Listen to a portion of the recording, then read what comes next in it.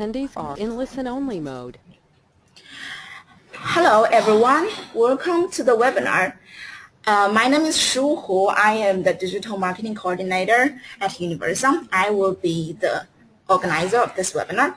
So the webinar will start very soon, and before that I would like to give you some tips about how to use the software. When the webinar starts, we suggest you to close all other unnecessary software and applications on your desktop to make sure we have a smooth session, because they may affect your computer and internet speed. So when Rachele starts presenting, if you have any questions about the technical issue, you can ask your question by texting via the chat section at the bottom of the webinar software. The organizer, which is me, will reply immediately. We will have a 15 minutes Q&A session at the end of the presentation, when you can ask the presenter your questions on the topic presented. During that time, you can either raise your question by texting, as I just mentioned, or raise your hand by clicking the hand icon on the left sidebar. I will unmute you when I see your hand so that you can talk. So please make sure that your microphone works well when you raise your hand. Okay, that's it for the technical tips. And now I would like to give you a brief introduction about our presenter today, Rachele. Rachele has been working in the employer branding industry for 20 years. She joined Universum 10 years ago and have overseen the client strategy for the region since 2006. She used to work abroad, and now she's based in Singapore. Now Rachele is the Senior VP for Employer Branding and Talent Strategy at Universum. And now I will hand the screen to Rachele, and hope you all can enjoy the webinar.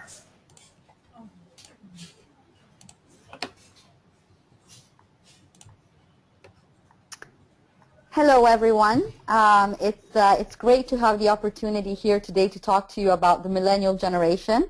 I think it's obviously a generation that is impacting the world tremendously, but especially from the perspective of how we see and how we perceive a job. So they really are kind of at the forefront of a cultural revolution, and obviously, you know, in this part of the world, they're creating a lot of changing and leading companies to have to rethink their strategies and really understand them in order to be able to attract them successfully. So today I will share with you information about who they are. Why is it so important that we understand them, not only for the purpose of recruiting them, but also for the purpose of retaining them? How do their preferences and expectations vary across the different markets in Asia? And what are some of the things that companies need to keep in mind in order to make sure that they are relevant to this audience and can successfully position their organization as a place where their target talent can grow and learn and contribute? So I will start, as you can see here today, by giving a brief introduction about Universum, and then we'll talk about how the world has changed. I have personally been working with this generation since 2005 and worked with a lot of different authors and understanding what impact do they have.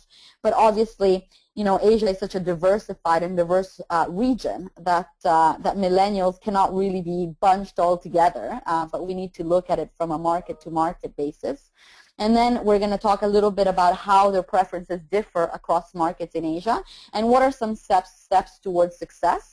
What are ways to engage them, and then also at the end some takeaways or things that hopefully you can think about when you engage millennials or think about engaging millennials. So as mentioned prior by my colleague Shu, I've been working with Universum now for about 10 years, 12 years in the industry, and Universum is the global leader in employer branding. What we are primarily known for is for all the research that we conduct among the millennials. So we survey about 900,000 millennials yearly across the entire world, and what we do is we help companies work with this information to understand what is it that their target group really wants, but also how are they perceived among their target audience, because only by understanding how students and professionals think about you and the reasons why they're not attracted to you can you obviously address those questions with communication and position your brand more successfully. But obviously, as you can see here, we've been in this industry for 26 years. We work with over 1,200 clients globally, and we help companies not only with the research, but then also with advisory services as well as communication solutions. So once you understand, what your unique selling points are, how do you make sure that you communicate these effectively to millennials, and how you make sure that you can attract them and retain them within your organization. If we look at the next slide, you can see here that Universum has a global presence. So obviously we survey millennials all across the world. In the orange countries, we survey them on a yearly basis, and then the results are usually published in our ideal employer rankings. In the markets that are in gray, we still conduct tons of millennial research, but we do not have official rankings. In Asia, as you can see, we survey every year Australia, China, Hong Kong, India, Japan, Singapore, Indonesia, Malaysia, Thailand, and Vietnam. The last four are the new markets. There's a lot of focus on being able to, position companies successfully in this new Southeast Asia region. So we recently added this as well, and I will be sharing some insight about these markets too. So these are the markets in Asia Pacific that I will be focusing on when it comes to millennials and the impact that they are having here. And this is just a selection of companies that we work with across the region, but we work with pretty much all large organizations and many of the big local players across all these key markets. But enough about that. Let's talk about how millennials have changed the world and how the world has changed. So, one of the key things here to understand is Asia is really a key source of future talent. It's really a market where the war for talent is extremely strong. We asked companies, Fortune 500 companies, as you can see here, what they think is the most challenging market in regards to recruiting talent, but also where is the market where they are expecting the largest recruitment growth. And as you can see, Asia Pacific is not only the one where they're expecting the biggest growth, but also the one that they think and deem and consider the most challenging. Within Asia Pacific, Southeast Asia will experience the largest recruitment growth over the next 3 years. And also we can see that a third of employers actually feel that they do not have a strong enough recruitment presence in these markets. So obviously that is a challenge. But why is it that companies consider and find Asia Pacific to be more challenging than other regions around the world? There's a number of different reasons and a number of different challenges companies are trying to address. One of them, of course, is talent sourcing. So we see that they are having increasing difficulty recruiting talent across these markets. There's very high demand when it comes to both, building a pipeline among students, but also experienced professionals and managers. One of the big challenges also is the quality of candidates. So the majority of educational institutions do not really provide students with those skills that are needed, especially by multinationals, for talent to be successful in a global environment. So we see that the technical skills are very strong, but not necessarily the soft skills. And this is causing, of course, a lot of talent to actually move abroad, to get their education abroad, and a lot of companies to start looking at returnees. So how to identify Asian nationals who are studying in the West and bringing them back. So global recruitment is really becoming a huge opportunity for companies, and we're working with many organizations on helping them identify talent abroad and bringing them back to the market, to their home markets. And then, of course, we know that multinational companies are losing ground to national champions. This is a very strong regional trend. In markets that are more mature from an employer branding standpoint, like Singapore, Hong Kong, for example, Australia, India, China, we see that students actually initially tended to prefer local players. This is if we go back, 7, 8 years. And then all of a sudden, as multinationals started recruiting into the market, there started to be a very strong attraction towards the idea of working for MNCs. But now, however, as the millennials start rising, we see that they are falling back to preferring local firms. And the reason for that is that they are considered more friendly employers, more stable employers, more flexible employers, employers where they can feel more secure and stable. And then, of course, you have the sense of national pride.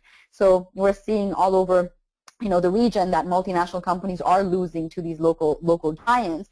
And in markets that are less emerged, like Southeast Asia, for example, we know that talent hasn't been exposed to multinationals sufficiently to actually identify them as ideal. So they're still very much relying on local firms. But we expect that to change as more and more multinationals make their way into the market. And then, of course, the perception that money is what talent is really looking for nowadays. So many organizations feel that, well, all that talent really values in this part of the world is money. So if we can't offer as much as the banks or other industries, we don't have a shot. The reality is that with this generation, that is changing very much, and I will talk about that in a little bit. Retention being a persistent problem. We see that 2 years is the average tenure in the region, and in China the attrition rate is up to 50%, as well as markets like the Philippines, for example. So basically, the recruitment activity has doubled, but only half is growth driven. And then finally, the last challenge that companies face is often the feeling that they don't have the strategic capabilities on the ground to be able to execute employer branding in the right way, because HR teams are often very operational. So how to really kind of bring the markets up to speed on how to engage this talent and how to successfully build and develop talent pipelines. But there's an even greater challenge, and I've talked about it. Obviously, this is the topic of the webinar, but that is the millennials. For those of you who had experience working with the West or work in multinational organizations, you will know that you will have heard about them. So millennials and Gen Y, it's the same generation. In the US, they're called millennials. In Europe, they're called Gen Y, but it's the same exact generation. And millennials are an interesting group. I was actually running the research department for Universum in 2005 when they started showing up in the States. And what happened that year is that all the undergraduates that we surveyed were millennials, and all the MBAs that we surveyed were Gen Xers, so the previous generation. And that was a 1 year where you had such a distinct cut. And it was so interesting because as I was looking at the data was so different in terms of what they wanted, the companies they considered ideals, the industries they wanted to join, the things that they valued, their perception of what's attractive, that I almost thought that there must be something wrong in the data. So I remember having it looked at over and over and over again. And in reality, that's why the millennials caused so much turmoil, is because they have completely different preferences, completely different backgrounds, and they're very proud of their diverse backgrounds. They have different lives and priorities compared to the previous generation. They have different perceptions of what is attractive. They have a complete different perspective on what's important, and also relationship to money. And they have very, very different profiles and skills. So millennials are a much more diverse group than any generation before them. So of course, this caused companies back then to try to figure out really quickly, how can we make sure to change our message that up to now was meant to attract Gen Xers and baby boomers with very pragmatic aspects of the job, and actually engage a generation that is so much more about the soft side of a company, of an employer. Why is this particularly relevant to all of you today is because generations occur at different times. So basically, generation rise at in different regions at different points in time, and that is heavily due to socioeconomic factors. So if you think about the United States, for example, during World War II, they did not have a war on land. So as soon as the war was over, they could go on to building refrigerators and televisions. The baby boomers rose. The economic recovery rose, and created that kind of welfare that then led to the millennials coming into the market sooner. In Asia, on the other hand, of course, as well as in Europe, there was a very different reality. If we look at the political situation in China, in India, across the region, so it took a little bit more time for millennials to really settle in. So if you look at it, you can see that in the U.S., millennials are born around 1978 till 2002. While in APAC, the millennials are born between 1986 and 2010. What that means is that they entered university around 2004 in Asia, and they entered the job force in 2008. If you remember, I mentioned that in 2005, I was working in the US for Universum. That's when we saw the biggest impact. That's when the millennials really started to be seen. So if you add about 5 years to 2008, that brings us till about today. So now is really when millennials are starting to show up and have a significant impact in the region. Of course, technology and the internet have facilitated communication between, students in Asia and other parts of the world. So we're already seeing some of these trends, but now is really when you're going to be forced to face them, to understand them, to make sure that not only, your HR teams or from a recruitment perspective you understand them, but also that the managers, the older generations inside the workforce understand them. Otherwise, it's going to be a real problem for a company to continue to hire and recruit the talent they need. So how has employer branding changed? I love this slide. This shows you what employer branding was like in 1913. So this was a job ad. And as you can see, it says men wanted for hazardous journey, small wages, bitter cold, long months of complete darkness, constant danger, safe return doubtful, honor and recognition in case of success. And this is really what attracted people. I mean, you're talking about a time where, in the U.S. there were, tons of immigrants coming from all over Europe, all over the world in search of a job, willing to do anything to be able to support the family. And, and at the time we were dealing with the traditionalist generation, but the reality is that's pretty much what up until recently job was about, right? Not this extreme, but a job is about, being able to support your family, being able to have that security and stability that allows you to be able to provide. It's about, ideally making money and reaching leadership positions. Millennials changed all that. So how does that look? So if we look at 11 years ago, so we don't have to go as far back as 1913, but let's go back 11 years in the States. And I'm mentioning the U.S. because this is ground zero. This is where the millennials first came.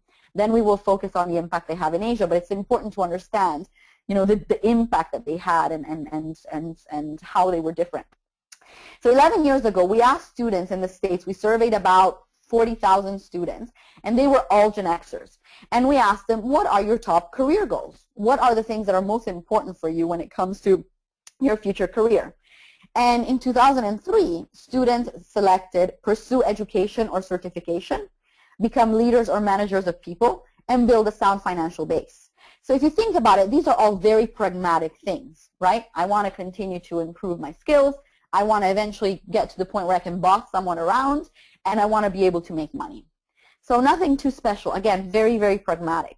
And then all of a sudden the millennials came, and we asked that same exact question with the same exact alternatives, and this is what students said instead. Millennials didn't care so much about the certification or management or money. They were more in it for the soft values. They wanted to feel dedicated to a cause. They wanted to feel that they were serving the greater good. They wanted to work for a company with a good reputation. They wanted to work with a company with a friendly working environment. So this is very, very different, right? I mean, I'm a Gen Xer myself, and when I graduated, I wasn't thinking about, I need to find a company where, my boss is wonderful and the environment is friendly and I can do all sorts of good things. It was much more about I need to be able to find a job, ideally in a strong brand, prestigious company where I have the opportunity to build a sound financial base for the future, support my needs, support myself, and become independent. Millennials changed all that. And then, of course, 2008 came, and the economic downturn happened, and so we asked question again. And a lot of companies thought, see, now they're going to change their mind. It's easy to have so many good ideals when you have a job, but what happens when your job gets, made redundant, or your internship gets rescinded?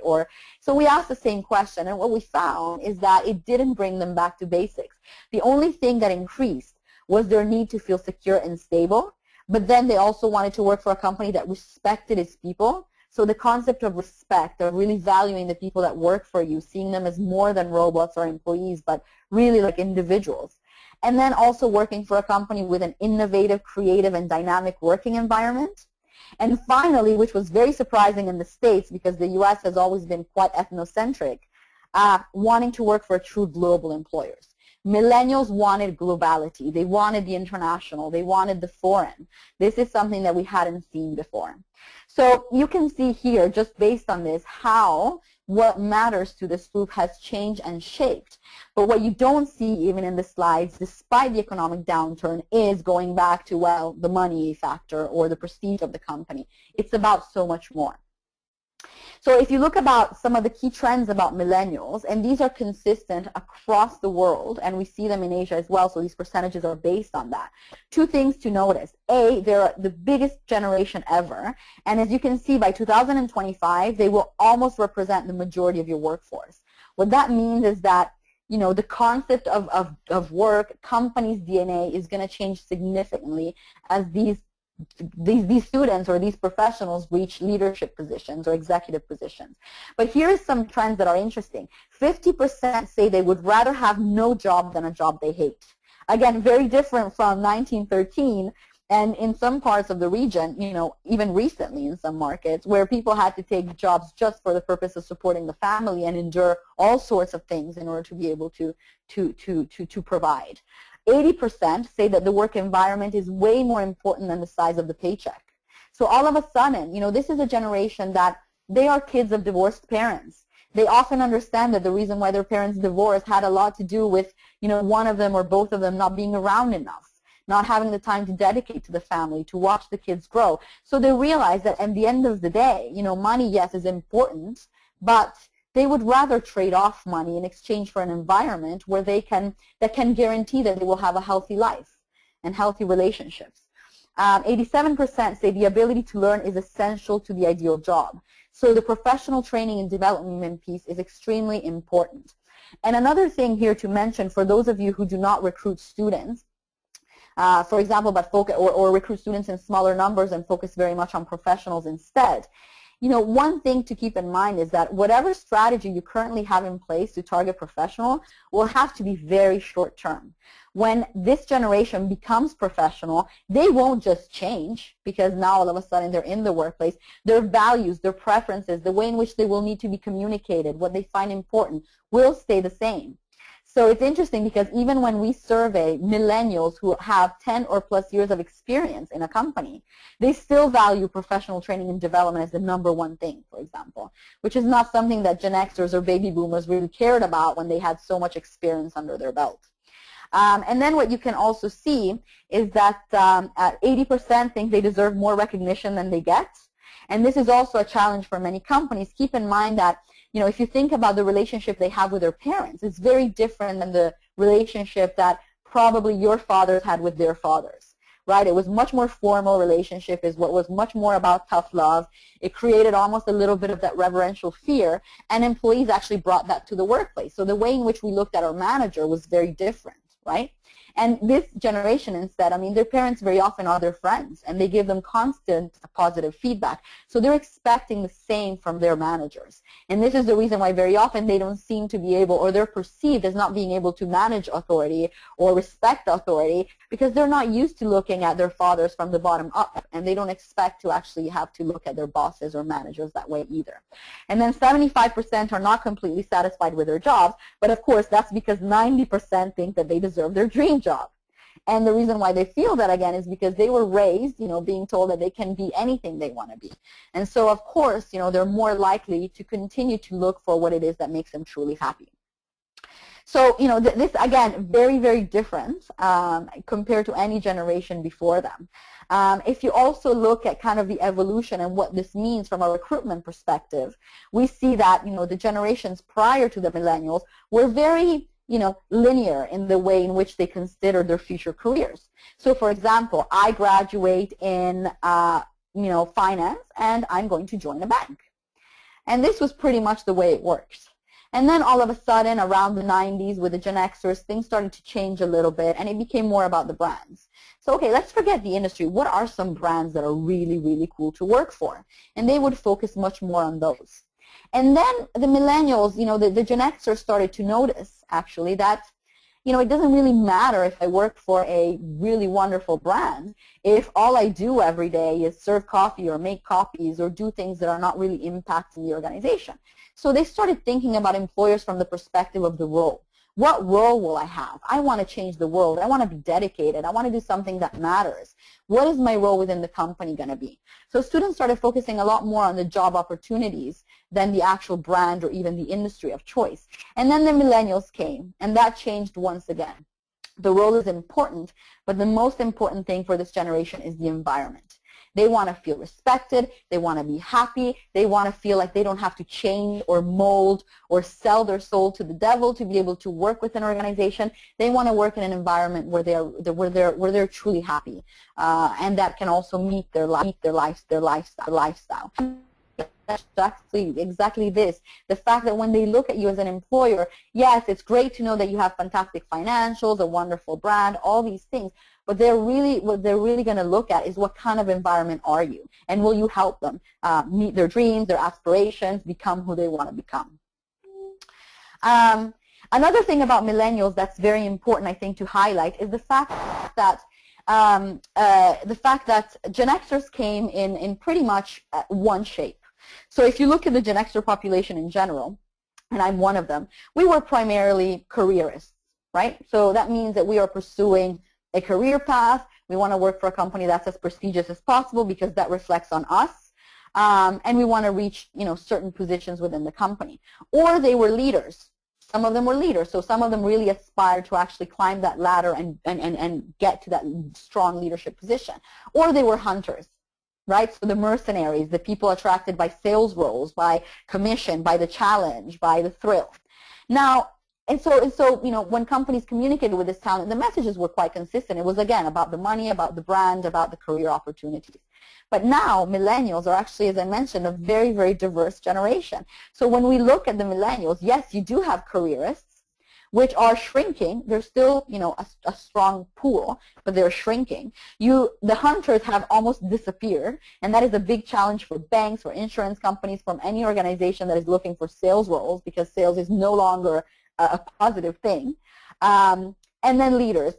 And leaders also, we still find them there, although, again, it's a shrinking pool. The biggest pool of millennials is entrepreneurs, students who really want to work in an evolving environment, who really want to solve problems.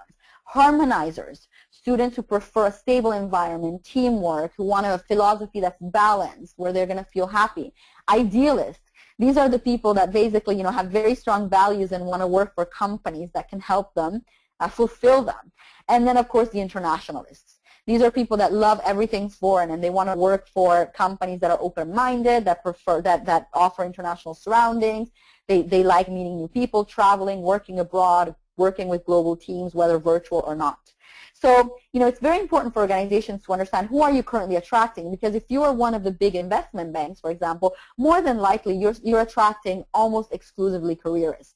And that is okay, and that was okay until now, but you're going to need to start thinking about how over the next 5 years you'll be able to attract some more of these, because the pipelines of careerists is shrinking, and you're going to need to have more of these other career types or archetypes into your organization. So how can you make sure to actually attract all of these different profiles, because all of them can contribute, and you will not be able to survive on careerists alone, for example.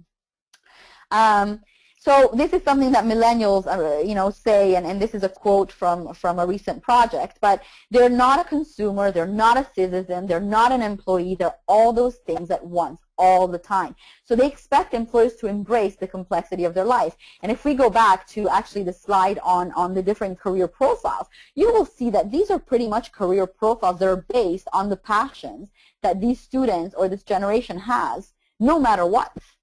So I'm an idealist because I value things and have very strong values and ideas and ideals, and I want to work for a company that can help me fulfill them. I'm a harmonizer. I really value a balance, and I want to work for a company. So again, they're expecting and they're looking for companies and employers where they don't have to change their lifestyle, but where they can actually complement it.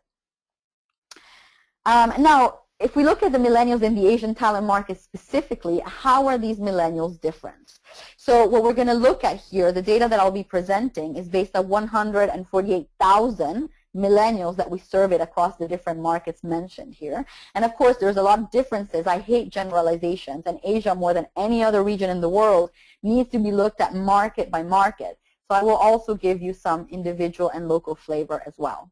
So a couple of things. SCA, we know, is the latest battleground for talent. So this year we actually started focusing much more on these 4 markets. We have for many years, but this is really where a lot of companies are facing challenges. So you can see here we surveyed over 11,000 students in Vietnam, 7,000 students in Thailand, 10,000 students in Malaysia, 12,000 students in Indonesia, and you can see that there's a lot of different challenges that companies are facing in this part of the world. So, this is another, if you're looking at these markets, even if you're not active there yet, but are, they will be recruitment market for you over the next few years, it's really worth taking a look, because now you have the opportunity to plant your flag and gain that competitive advantage. Because they're not very spoiled in terms of opportunities, not yet, but that's going to change very, very rapidly. So when we ask Asian talent what their most important career goals are, one thing here that you can see overwhelmingly, if we look at all of APAC combined, and then if we look at China, at India, at Indonesia, at Malaysia, and Vietnam, and Singapore, is work-life balance is the #1 most attractive career goal. It's not building a sound financial base. It's not pursue certification like it was for the Gen Xers. It's having work-life balance. And you can see that's consistent everywhere with the exception of Thailand, where, of course, we see that the security and stability is important, but we also know that there's some, significant political issues that are going on currently that cause that. But we're expecting that also to change, because this is a very strong millennial trend. And then, of course, you can see also that being dedicated to a cause or serve the greater good is extremely important. It's #2 overall in Asia. And in some markets, it's very strong. In Malaysia is #3. In Singapore is #3. Security and stability, of course, is important. The international career aspect is important. And then, of course, becoming a leader or manager of people still matters, because, again, these markets are emerging, and the idea that you're going to get to that position means financial reward, means, family, making the family proud, means many things. But in general, you can see in APAC, all in all, it's not in the top 4. It's the 5th most important attribute. So what does work-life balance mean? And this is something that I've struggled, I know a lot of companies have struggled with for many years. But basically, by work-life balance, what students mean is companies normally think that it's about flexible working conditions or control over a number of working hours or respect for the people, or enabling me to integrate personal interests in the schedule.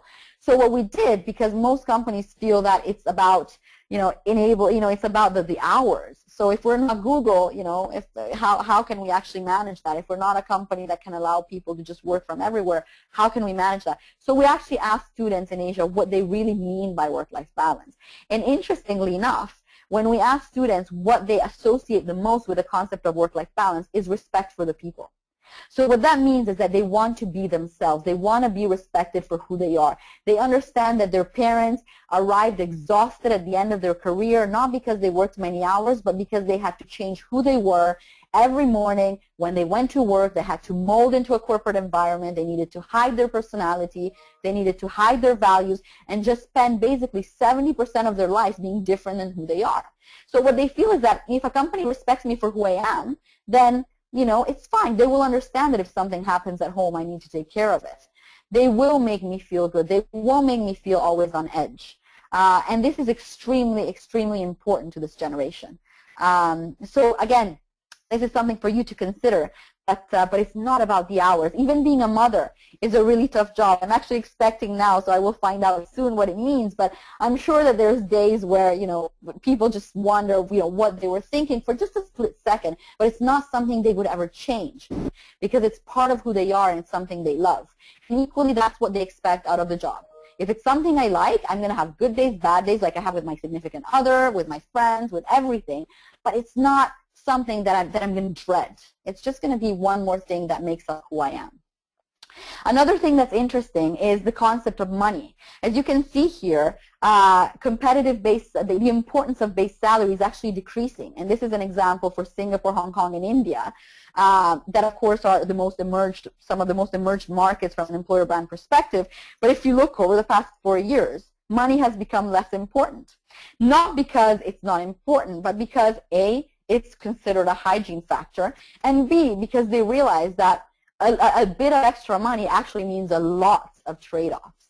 So we actually asked students how much money they would be willing to trade off, for example, from their monthly paycheck in exchange for a more positive working environment, like friendly colleagues, for example. And you can see that there's, quite a percentage that would be willing to give up, up to $500 or more a month out of their paycheck for that. And these are students who are really looking forward to that financial independence. If you ask this to professionals, they would actually be willing to trade a lot more, especially after a few years in a company. More time with their family, more time with their kids, more time to travel, more happiness and a sense of well-being within the workplace, more sense of security and things like that. So again, that's really interesting. And then what we do is we ask the Gen Y, what is it that they will never trade? It doesn't matter if the company pays them a lot of money, but they said that they would never trade time for family, challenges, inspiring management, mentoring, development, integrity, respect for employees, positive environment, dynamic environment, development, again, good and friendly environment, job satisfaction, job security, and meritocracy. So you can see, again, the environment is so important to this generation. They really, really value it. They're not willing to trade these things off. So this is causing troubles to industries like banking, for example, that were very predominant in the region because they offered higher salaries and significantly higher salaries. Well, unfortunately, we see now across the entire region that multinational banks, particularly investment banks, are actually dropping in the rankings and considered less and less ideal because the environment is too cutthroat, because they don't feel secure, stable in the job, because it's too hectic, because of many things. So again, it's all about the environment for this generation. And even if you are not Google and you can't talk about all of these things, making sure that you address the fact that who you are is important. And who you are is very well defined, what that's going to help you do is attract the right people. Very much like dating, right? So if you imagine going, I don't know, on a dating site, you want to be very honest about who you are and what you can offer, because what that's going to do is going to allow you to attract people who want just that. And that's going to help with your retention. So if that means, kind of alienating some people or not attracting everyone, that's fine. But it's really all about making sure that, the core of who you are as an employer, your environment comes across very strongly, because it will attract people that will be happy in that kind of environment. Now, if you look at this slide, you see the Universum Image Framework. And this is basically a framework where we ask students across the world what they think is most attractive to them, and also what they associate with their ideal employers. The one on the top left, the one in pink, this is reputation and image. The one in blue is people and culture. The one in gray is job characteristics, and the one in purple is remuneration and advancement opportunities. And you can see that what millennials can think about when they think about a job is so much more than ever in the past. Attractive, exciting products and services, for example, friendly environment, clear path for advancement, all these different things. So what we do is we then ask students what they think is more important, but also what they associate with specific companies or with your organization. So in this case, we're going to look at what they find to be the most attractive. So if we look at business students across Asia Pacific, the most important thing for them is professional training and development. And then good reference for future career, a friendly working environment, high future earnings, and market success. And market success is in here only because of the emerging markets, Southeast Asia, because in the other markets it's really not that important. And then the other thing that's important is to understand how is it different among different target groups. So for engineering students, for example, a creative or dynamic working environment or challenging work is much more important. But as you can see, friendly working environment, respect for the people, all these things are always in the top 5, and base salary is not in there if you look at Asia as a whole. But then, of course, it's important to look at it country by country, right? So, for example, if you look at China with a one-child policy, money is still having a very tremendous and significant impact. So you see that actually China is one of the few markets where competitive base salary still is in the top. Thailand is another one. Professional training and development, of course, is in there. If you look at Singapore and Hong Kong, for example, a friendly working environment, out of the 40 attributes that I showed you earlier, is the #1 most important attribute of the ideal company, followed by professional training and development, following by a creative and dynamic environment. And you can see that in emerged markets like Singapore and Hong Kong, high future earnings is always in the top, but you will not see base salary, not even in the top 10. And then in India, you can see, again, different. Leadership opportunities are very important for Indian talent, but even here, professional training and development is so important. If you look at Indonesia, they really value a creative and dynamic working environment. In Thailand, even though they very much value competitive base salary, they put friendly working environment as #1. This is such a good example of a hybrid market where you do have millennials, so they do exhibit millennial trends, the friendly work environment, but since it's a market that's emerging and that hasn't been spoiled with opportunity, of course they're still very attracted to the concept of money. But that will change very soon. As soon as they realize that it's a granted that they will get paid if they work. So, not to focus too much on this, but this gives you an idea of, how the millennials have shaped. If you look at Malaysia, the majority of the top 5 attributes are people and culture attributes, blue ones, friendly working environment, creative and dynamic, leaders who are supportive.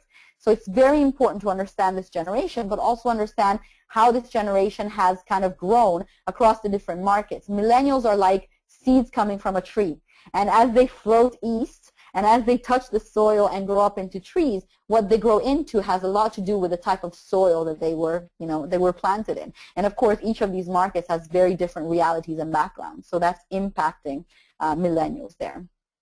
If we think about Google as an ideal employer, you can see here that it's ideal because of innovation, inspiring leadership, corporate social responsibility, friendly environment, team-oriented work. Nothing in here about money.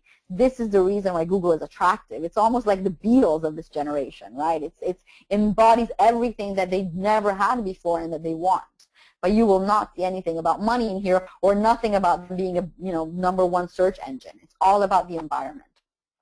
And then I wanted to touch base with you a little bit about how to reach this online generation, but I'm going to skip this because my colleague Rachele Forcardi, who's the head of activation and digital for Universum, will actually be running a webinar as well on September 24th, and she will be talking about how to engage this generation. But of course it's so important because that's the other thing. You may have the best messaging, you may go out there, but if you're relying exclusively on campus and you're not actually communicating them in the way in which they want to be communicated, you're going to have a challenge. And as you can see, the majority of millennials in Asia, they use social networks and communities as the #1 way to learn about companies. So if you rely, exclusively on campus presence or career fairs, you're missing out on a huge opportunity to engage students through the channels where they really are present. But Rachele, again, will talk more about that, and we'll focus exclusively on communication on September 24th, and we'll send you some more data about that or information. The last thing I wanted to touch upon here that I think is extremely important is the generational conflicts in the workplace. This is something that very few companies talk about, very few companies address. When people leave your organization and you have exit interviews, they will typically tell you they're leaving for more money, or they will tell you that they're leaving because their wives or their families or something. But the fact of the matter is that these are the best things they can say to make sure they leave in good terms. When we talk to the same employees and we ask them why they're leaving, it's either because they don't feel sufficiently trained and developed, so they feel like they've been trained and developed in the first couple of years and now they're not learning anything new. Or number 2 is because they're having conflicts with management. And that is due to generational conflicts. I'm actually asked very often to present at workshops where I actually bring baby boomers and millennials in the same room and actually talk about the differences between the 2 generations, or simply educate C-level executives, managers, heads of business on really how to entertain and how to manage this generation, how to work with them. As you can see here, a lot of companies understand that there are generational differences in the workplace, but very few of them actually see them as a positive thing. The very few of them think that they make the workplace more productive. And actually, if you look at here, you can see that, Gen Y, for example, finds it very hard to work with other generations. And you can see that other generations find it quite hard to work with a Gen Y as well.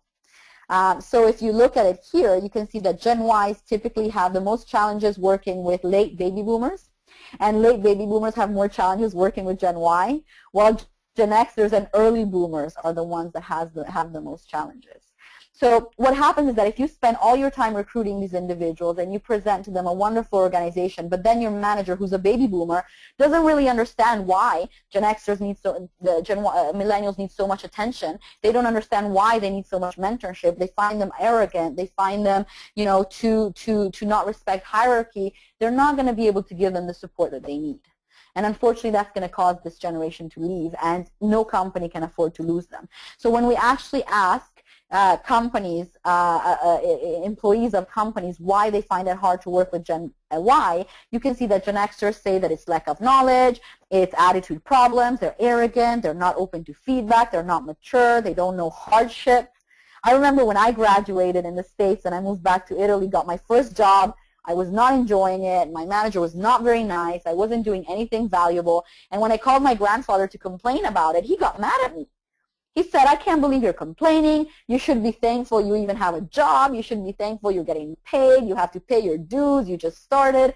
This was the perception of a work before. So when these kids arrive in the workplace and they actually do expect to do things that matter and do expect to be treated with respect and do expect to contribute, and they don't find that, it's an issue. And for the managers who find them in the workplace, they say, who are these kids? You know, I had to go through all this hardship before I got to my position. And you can see baby boomers also have challenges with Gen Y. And Gen Y, on the other hand, they have problems with Gen Xers because they feel that Gen Xers have preformed mindsets. They think they know it all, but particularly baby boomers. They feel that baby boomers are not open to new ideas. They're not willing to learn. They think they have it all. They are unwilling to take risks. So these things are very predominant. They happen in every workplace. And when I go into these workshops, I really feel like a couples therapist because very often there's just no understanding. So the first step to fix that is making sure that your management is actually aware and educated and understands what this generation comes from. The reality is that even the baby boomers would have loved a friendlier boss, more time with their family, a more pleasant environment. The only difference is that the millennials actually managed to obtain it. So if you think about every major cultural revolution in history, like women's voting or African American integration, for example, I mean, you have people that fought for the cause, right, but never got to reap any benefits. All the women that fought to have the ability to vote, but never, you know, lived long enough to cast a ballot. Or African Americans who wanted so hard to be integrated never lived to see a black president. But that does not mean that there should be, you know, that there should be conflict between these two groups. It's the same thing. The baby boomers started the revolution. They were the idealists. It's just that in those days they had to do it through working hard. That's the way they could achieve and the changes that they wanted. Millennials, on the other hand, they now have the opportunity to implement those changes, and there's no reason why there should be conflict. So, you know, making sure that your teams understand that is extremely, extremely important. So to wrap that up, 85% of students worldwide say that work should be part of who they are and not just a way to make a living.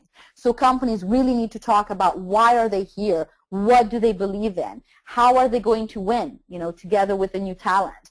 Talk about, you know, making sure that they build a network of loyal ambassadors as opposed to just employees. That they become, you know, ethically driven, that they start talking about their point of view instead of their point of difference. So really, again, who are you as an organization? That's going to attract the kind of talent that you need. Some of the things you need to ask yourself, who are these millennials? Make sure that not only you, you know, or whoever's in a recruitment function understands that, but your employees, especially your managers, they need to understand that if they don't, they will not manage them in the right way, and you will lose these students. And you will also create an unproductive workplace.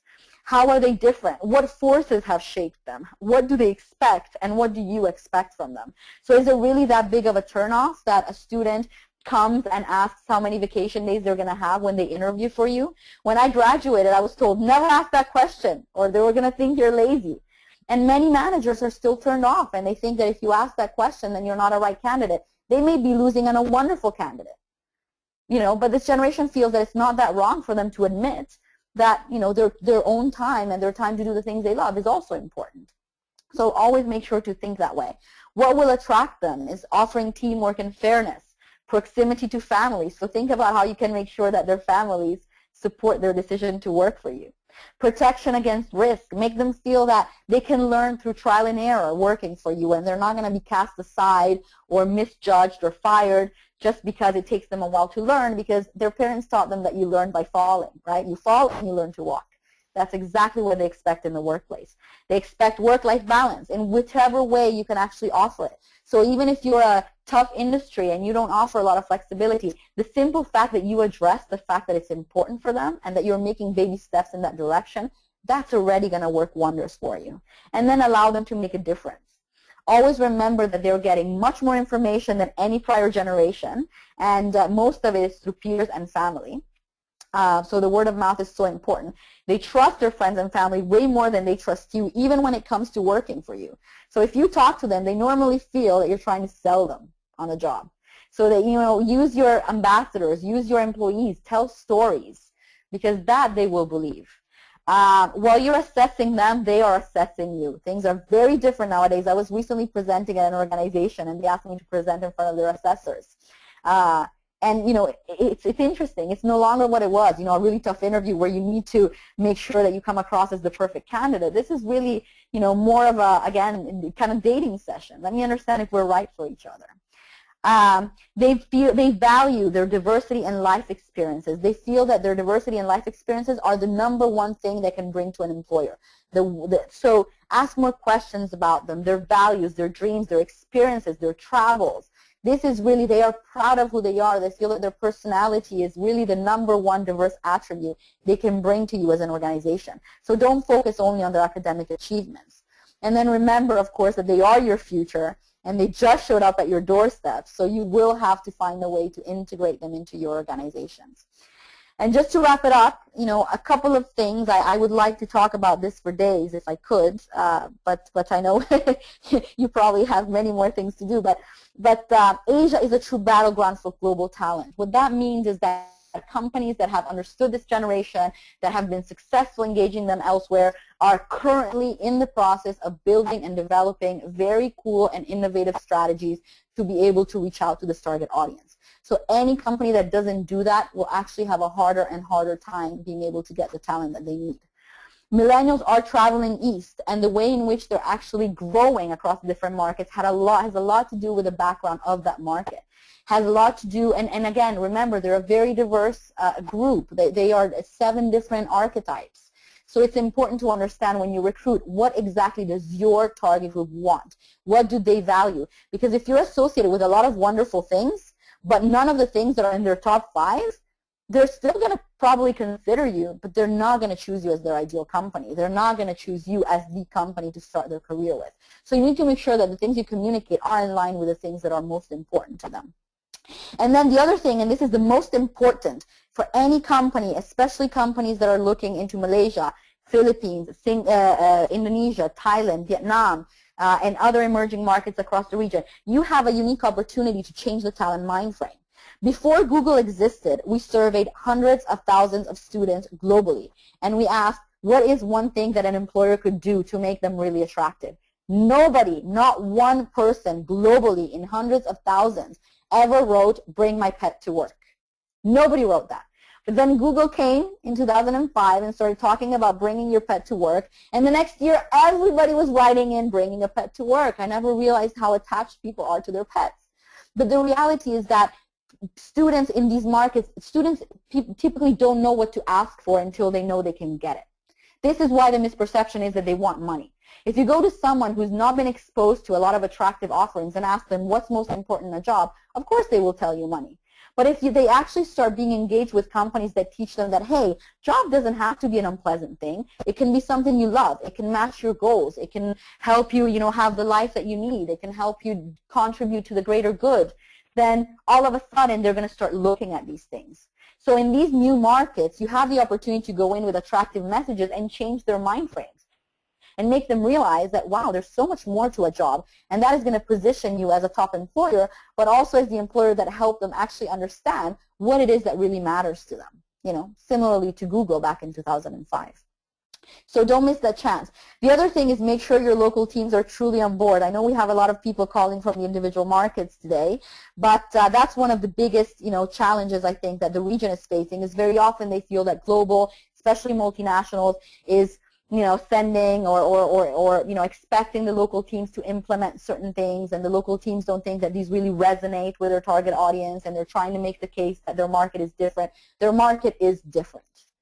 And of course, it's important to have a global strategy, a global value proposition. It's important to be consistent, but the way in which this message gets rolled out has to be aligned with the preferences of the target group in that particular market. And it's only by acknowledging those differences that you will be able to really make an impact. And at the end of the day, the local teams are the ones who are responsible for bringing this brand to life.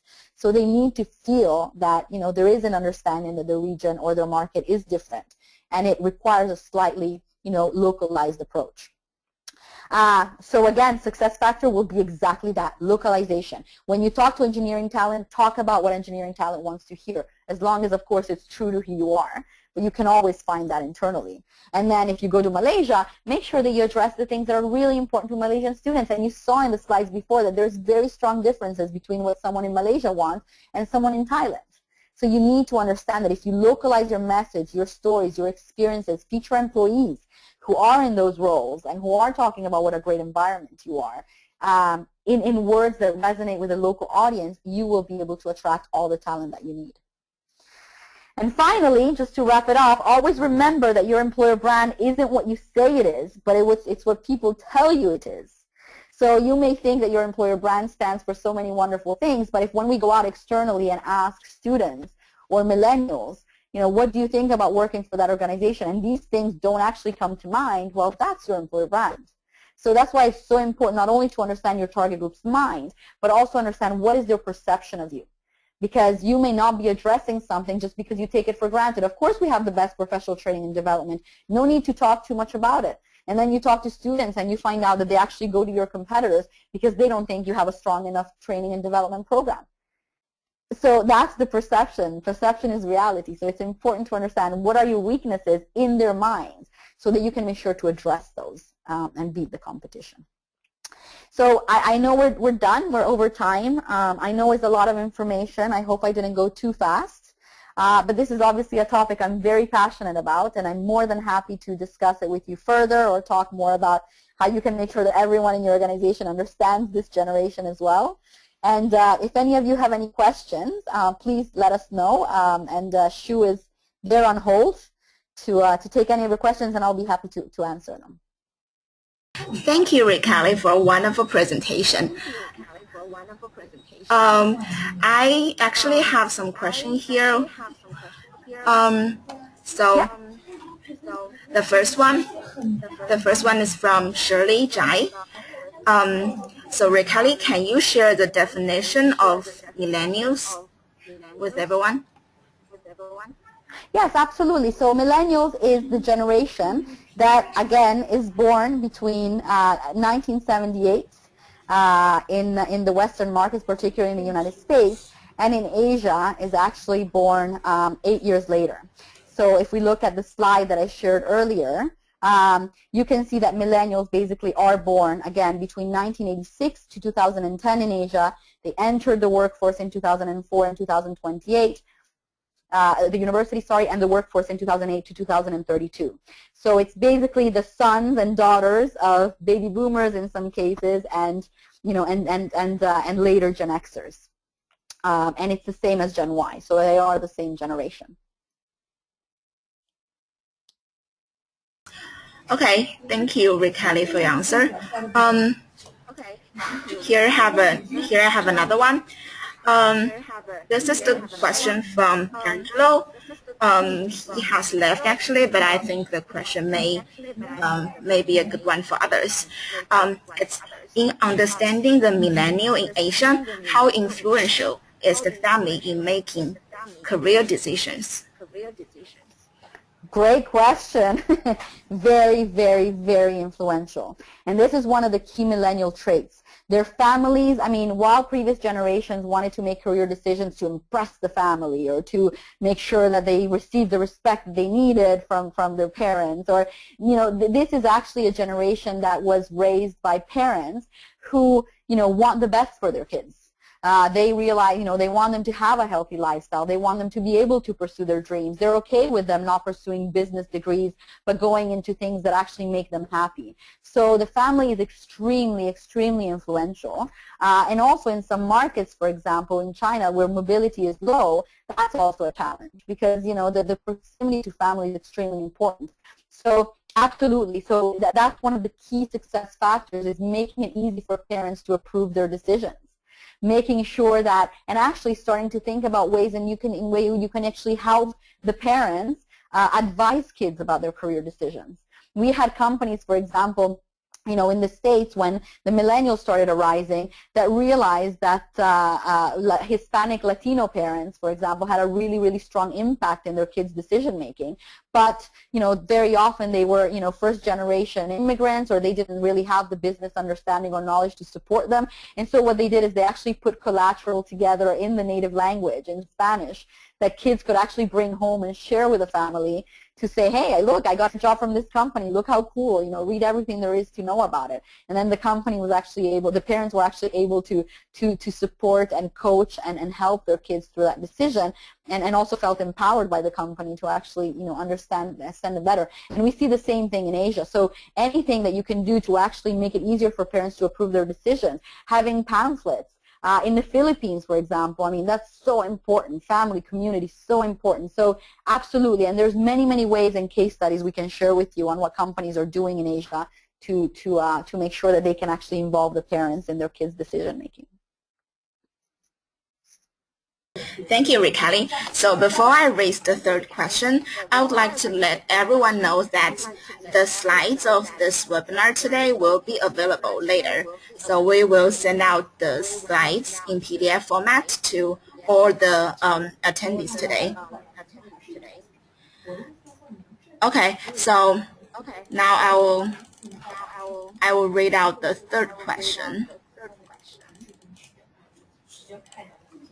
If Generation Y plays, quote, to be a leader or manager of people, unquote, very low in their personal priority list, how would companies grow their leaders? That's such a wonderful question. And that's actually a part of a lot of work we're doing with organizations. That's a good point. Millennials don't actually see leadership in the same way as previous generations. They're actually a generation that is all about nobody left behind. So it's all about working as a team or rising as a group. The union makes the force. So there's a relatively few of them that actually exhibit that need to actually go on to leading. So this is why it's so important for companies to actually localize their messages, not only geographically or not only among function, but also among personality traits and archetypes. So for example, building a persona, and we're doing this with many organizations across the world, but what kind of person do you need to recruit today to have the right leaders in place in 2020, for example, or in 2025? And this is extremely important. So, when you go out and communicate to talent, you need to create, stories, profiles, messages that will attract people who do aspire to become leaders.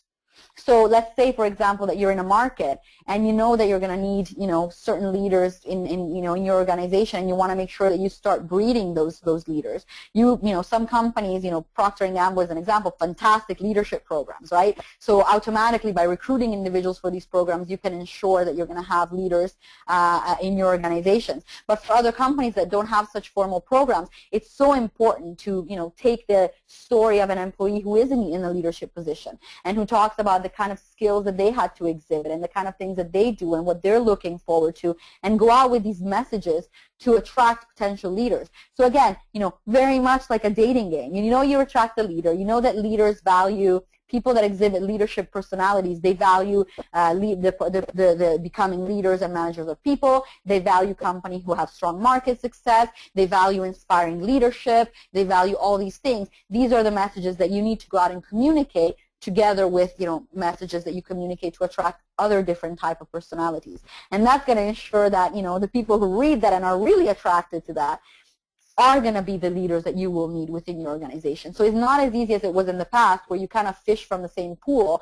and then the people that seem to perform better or not make it onto leadership position. Today, companies really need to make an effort to build personas to identify exactly what kind of person do we need to go after. And if I understand that I need to focus on the leader archetype, what drives a leader? What kind of messages do they want to hear? What kind of stories should I say to make sure that I can actually attract that particular individual? And then once they're in the organization, how do we make sure that we develop them and train them to get to that position and continue to motivate them?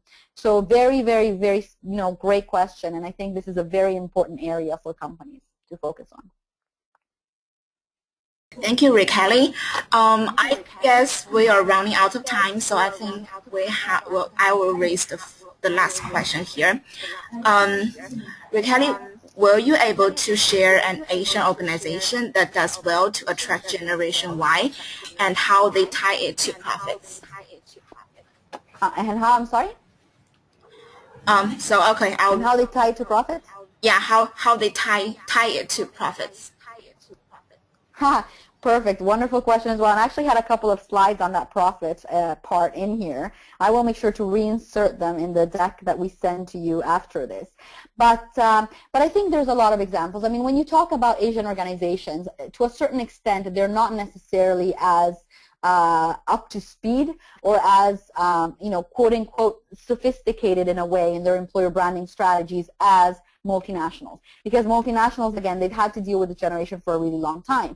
In Asia, there's a lot of local organizations that are very, very strong, but they're relying still primarily on their consumer brands.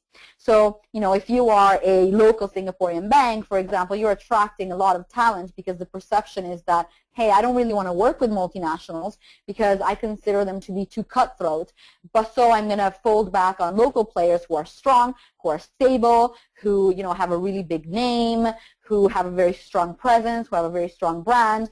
And up to now, they've still managed to attract talent because of their strength of their consumer brand. And we see it across all sorts of organizations. You'll find a lot of the companies in the top 10 across the different markets that actually are the top players are very strong and solid companies. From a consumer brand perspective, they're very, very powerful, but they don't necessarily have an employer branding strategy. And we see that across the board, whether you're looking at local banks in Hong Kong or the government or the airlines or any organization. So currently, I believe that Asian companies are very much relying on their consumer brand, and that's working really well, and that's actually scaring multinationals a lot. Because the second that these companies start putting a little more emphasis in their employer branding efforts, then all of a sudden multinational will lose an even greater pool. And this is what they're looking at. So they are ideal, they are attracting millennials, but when we ask students, for example, what they associate with most of these Asian companies, we see that they're very confused. They definitely associate market success, they definitely associate all the pragmatics, but when it comes to the people and culture, the environment, these kind of things, there's not a lot of understanding. So I'm working now and I see, and I've been here in the market almost for 10 years, but local companies are now doing a lot to start developing their employer branding strategies, and that will be a big, big threat for companies. But there are many of them that are extremely attractive. I mean, if you look at, for example, Singapore, you see that the local banks all of a sudden are at the very, very top of the rankings, and they're beating many of the multinationals. If you look at the airlines, for example, the airline industry is very, very attractive to talent. Singapore Airlines being at the very top. Malaysian Airlines, despite what happened, based on our last research, they were still at the top. See if that changes. Bank of China, very strong player in China. So I think in general, again, they are strong, but they still haven't really given it all their best when it comes to employer branding and really bringing it up to speed in the same way as MNC counterparts have. And so so that's actually a threat for any multinational company. Watch out, because they are starting to kind of catch up with employer branding, and that will cause a challenge. And in terms of profit, that's also a really good question. I will add that in there. But obviously, a strong employer brand increases profit tremendously for a number of reasons. A, because you need to pay. You can afford to pay people less if you have a strong employer brand, because people will join you for all the other things that you can offer as opposed to just the bottom line. So we actually do find that companies that have strong employer brands have much, much, much lower can get by offering actually quite lower salaries compared to many other organizations. The other thing as well is that, of course, by having a strong employer brand, you're not going to have to focus so much and spend so much money to try and attract the people, because people are going to automatically be attracted to you. And the third thing, of course, is by having a strong employer brand, you're going to be able to save on all the costs of attrition, which are huge, because the cost of getting someone on board, training them, teaching them the tricks of the trade, and then watching them walk out the door is actually a big, big expense for companies. And we also see that the profit increases. There's companies, for example, like Zappos, who offers, they actually offer $5,000 to their new hires to leave after a week. This is in markets like the Philippines and Malaysia, etc. They offer $5,000 to talent to leave in the first week. And that is a way in which they try to ensure that people are not just in there for the money and then likely to leave for a few $1,000s more. And that's because they really want to ensure that they get the right people that are there because they love it, because they understand the impact that that has, for example, on consumers. So especially if you are in a business where your talent is going to be client-facing or customer-facing, it's so important that they enjoy what they do and they actually, you know, represent and embody your corporate culture, because the more happy and the more engaged employees are, you know, the more the experience and what they're going to be able to do externally and how they're going to be able to represent the organization externally is going to increase. And there's a couple of interesting slides I will add in here as well to send you that actually shows, you know, when you have a poor employer brand and you have low employee engagement, the productivity is so much lower, of course. But when you have a strong employer brand and when people are actually happy and they're in an environment where they can thrive, even if, you know, they're not getting paid as much as, you know, their friend, or even if they're having a bad day, or even if they need to stay at work over hours or work on the weekends, you know, they're still going to be more productive because they're going to be happy to be there. So there's a lots of different ways in which companies really leverage the strength of their employer brand to ensure that they are more productive, that they can, you know, have a better bottom line, and that they can be also much more, you know, productive as a business, not only as employers, but also as a brand and as an industry player. So watch out for the local banks, for the local companies across the region. Once they catch up, and they are, you know, they will take an even bigger share of your talent pool. Okay, thank you, Rachele. Actually, I was wrong about the time of our webinar, so actually we still have time for other questions, so I will just continue. So next question is just, it's also related to leader.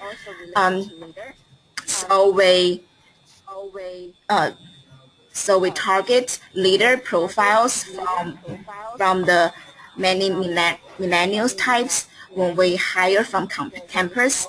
Would you do so using psychometric profiling to assess leadership potential? Is that clear? That's a really interesting one as well. I think, I mean, from my perspective and what I have seen, companies nowadays, I mean, the success of really being able to hire the right individual is based on so much more than, you know, psychometric testing or academic skills or very, very hardcore factors. I know a lot of companies still use this to weed out talent. They still have, you know, these tools that they use to assess, you know, in final stages of application or beginning stages of application. From my perspective, the companies that have, you know, been the most successful at recruiting leaders are really the ones that are able to understand the leader profile in a much more complex way than just how they perform on a score or on a test or on a 1 to 10 scale, but much more in terms of who are these individuals, what drives them, what are they, where are they, what media do they consume, what kind of messages make them attractive, what makes them tick. Because you can attract somebody who has fantastic, you know, scores when it comes to these tests, but then if their values are not aligned with yours, if their aptitude towards certain things is not aligned with yours, if their EQ is not necessarily in line with what you're looking for in your future talent, if, you know, then, you know, you may hire people that have very strong potential but are not going to ever be able to grow within your organization. So there's many companies, for example, that don't want the type of individuals that, you know, many of the most prestigious investment banks would want to hire. Because, yeah, we recognize that they would perform really well in these tests and they would do really well and they have very strong academic skills, but, you know, they wouldn't work with our organization. You know, we need people that exhibit different things. So from my perspective, again, they still have their role and their purpose, but when it comes to really attracting and building pipelines of leaders, it's more important now than ever to just understand the context, build that persona, understand who that is, who do you want, and then where can you find these people, what ticks them, what drives them, what messages are going to attract them. And that is how you can ensure that, of course, you're hiring the right people and also the people that will stay with your company long enough to actually get to that leadership position. Because very scores, you may hire people, again, that have the potential, but if they don't fit with your company, if they don't fit with your organization, if they don't have everything else, they're not going to stick around long enough to actually be able to take on that role. So again, I think, I don't know if that answers the question, but I think there's probably more effective ways to ensure that you get to have those leaders a few years in, that you actually get to keep them for as long as it takes. Thank you. So here I have the last question. Will it add value to teach line managers how to lead this generation? Absolutely, 100% yes. I think it's fundamental. And I have been doing so much, and some of the most, many organizations, recently presenting, in front of hundreds of senior managers, CEOs, CTOs, heads of businesses for different organizations, from FMCGs to banks to accounting firms. It's so important because the reality is that you can do everything in your power to go out and to communicate these messages externally, and maybe these messages are true, and hopefully these messages are true, and you attract the people that you need. But unfortunately, if the managers, and many of them, again, they got to where they are through hardship, especially in this part of the world, because in the West, you still have a lot of millennials that are now in leadership positions or cusper Gen Xers, so people who understand this generation better. But in this part of the world, because this generation started later, the majority of people who are in leadership positions are not only baby boomers or Gen Xers, but baby boomers or Gen Xers that had to put up with the hardship of getting to that position just because of the plain nature of the job in those days, and B, because of the hardship due to the economic, perhaps instability or not, or lack of strength of the market, or what have you, of the job market. So the problem is you can hire these individuals, but if your managers don't understand that they're not arrogant, that the fact that they need so much attention comes from something specific, that they are different, that they're actually contributing to the workplace in a positive way, they're going to make them run the other way. And like I said, it's not the money. The reason why they leave all the time when we do the exit interviews is exactly because of that. It's because of these generational conflicts. And you saw it in the slides I shared. It's a really big issue. It's under the surface. Nobody talks about it. Talent is not likely to say I'm leaving because the managers were awful, or because I don't think that I'm receiving the recognition that I need, or they're not likely to say these things, especially in a market now that is open to rehiring boomerangs and actually encourages that, former employees, and bringing them back. They want to keep an open door, but the reality, it's a big problem. So yes, the way to fix it, I mean, even just inviting a whole bunch of them, in a room and having them, for example, listen to a presentation like this. This already does almost 70% of the job, because at least you create a sense of understanding. Why is it important? Why are they the way they are? And then when you actually get them to start thinking about it, they realize that, this is the way in which they're raising their kids. They are very often the parents of this group. So again, yes, it's so important. I encourage it, and I suggest that every organization kind of, takes the opportunity or finds a way to make sure that, managers and leaders are actually exposed to information about this generation and where they come from. And that's definitely more than half the battle. Wonderful. So that was all questions I have from my end. There's no new questions coming in. So I think we're actually 7 minutes ahead. So before we end the session, Rachele, do you have any other things you want to say? No, I mean, one thing I just want to tell you is mention is, again, these kids are at the forefront of a cultural revolution, and it's a revolution that will benefit everyone.